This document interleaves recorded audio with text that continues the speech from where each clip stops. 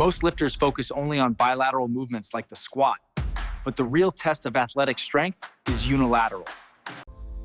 As a physician focused on peak human performance, I've curated the 8 lunge variations. This system is your blueprint for... This is your complete guide to unlocking the true power and symmetry of your lower body. We begin with the safest and most...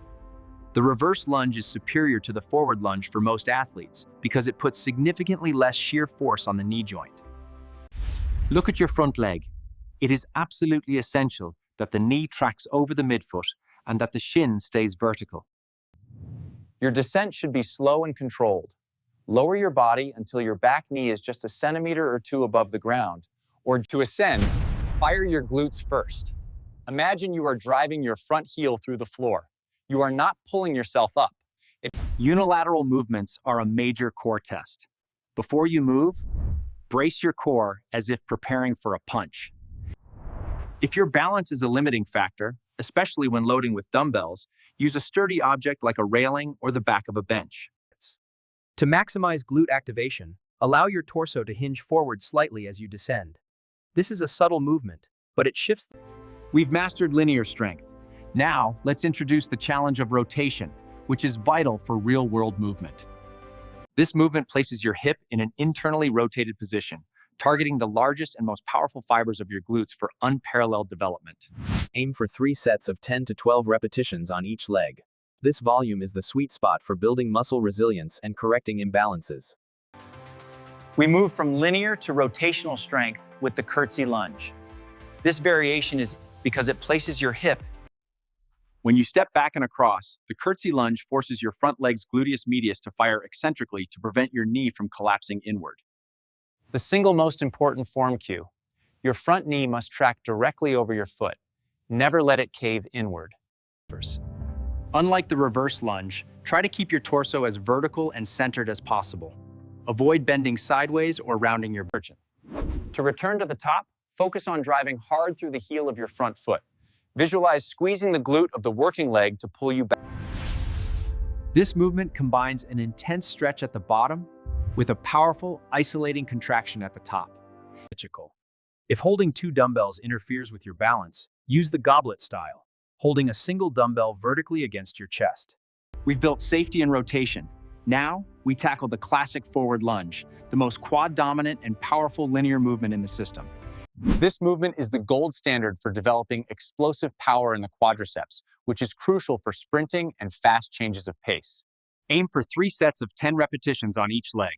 The curtsy lunge is highly fatiguing, so maintain strict form and focus on the deep squeeze. We return to the classic, the forward lunge, or stepping lunge, which directly mimics the explosive power required. Take a long enough step so that, at the bottom, both your front knee and your back knee are bent at approximately 90-degree angles. This is the most crucial form cue, often ignored in gym practice. Your front knee must never travel past your toes. If it does, to return, push hard and explosively through the entire front foot, both the heel and the ball of the foot. Hold the dumbbells with a firm, neutral grip. Keep your arms relaxed but straight. Your focus must be on maintaining. You can perform this by alternating legs, or you can complete all repetitions on one leg before switching. For maximizing strength gains, the quality of the movement is more important than the weight. Your goal is a smooth, continuous transition from the step forward to the condense. We've introduced dynamic movements. Now, let's isolate pure strength. Next, we cover the split squat.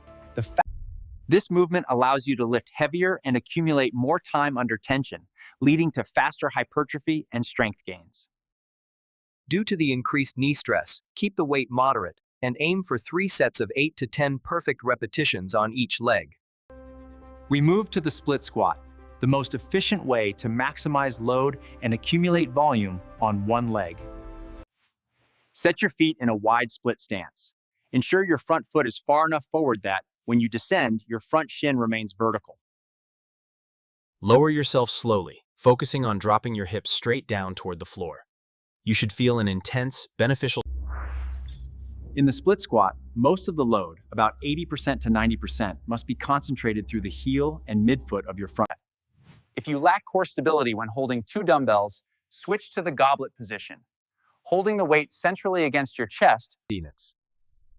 Because you are loaded heavily, conscious core bracing is non-negotiable. Fight the urge for your pelvis to tilt forward. To maximize hypertrophy, emphasize time under tension. Count a slow 3-second descent, the negative phase. We've built the front of the leg. Now we must address the posterior chain. Next, we cover the single leg Romanian deadlift RDL. This movement is a game changer for correcting gait issues and improving overall explosive running power. Because the split squat eliminates the balance component, you should aim for a heavier load. Target 3 sets of 8 challenging repetitions on each leg to maximize muscle growth.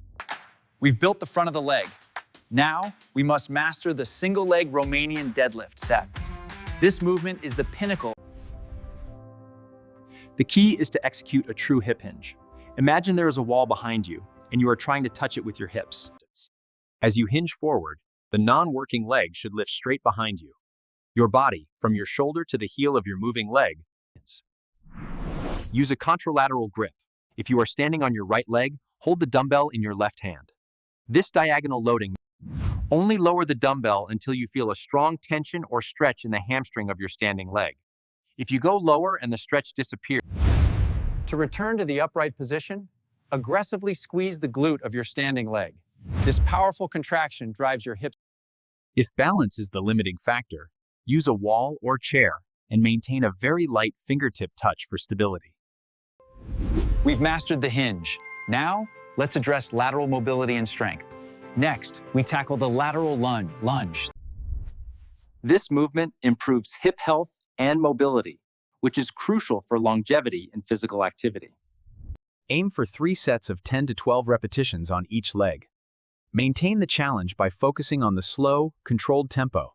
We've addressed forward and rotational movement. Now, we must train the frontal plane with the lateral lunge or side lunge. Take a wide step out to the side. Your body weight must shift entirely over the working leg, allowing the non-working leg to remain perfectly straight. As you descend, focus on pushing your hips backward and down on the working side, keeping your chest up. To return to the starting position, drive hard through the heel of your working foot. Imagine you are trying to push the floor away from you. As with all squatting patterns, your bending knee must track directly over your foot. If inward, If flexibility or pain is limiting your range, perform the lateral lunge with body weight only. Focus purely on achievements. ensure the toes of both your working foot and your straight foot are pointed straight ahead. Reduces the stretch. We conclude with the ultimate challenge in coordination and stability. Next, we cover the overhead lunge, a full body. This movement tests your ability to stabilize force from your feet all the way through your fingertips, exposing any weak links in your kinetic chain. Aim for 3 sets of 10 controlled repetitions on each side. Focus on the deep stretch in the groin, which means your mobility is improving. We conclude our system with the highest expression of unilateral control, the overhead lunge. This isn't just a leg exercise. The single most crucial cue is maintaining the plumb line. Keep the dumbbell directly over the shoulder joint throughout the entire lunge. As you descend into the lunge, the load overhead will try to pull you to one side. You must actively brace your core, particularly your Bonus. Do not simply hold the weight. You must actively punch the dumbbell towards the ceiling throughout the set. This constant upward tension. The core acts as the conductor for this movement, translating the stability created by the lunge into the force. If you struggle with the weighted version, begin with a bodyweight overhead lunge. Clasp your hands and press them actively towards the ceiling. The recovery phase is where stability is often lost. Maintain tension in your core and shoulder as you push off the ground. We've built individual strength. Now we challenge endurance and coordination. Next, we cover the walking lunge.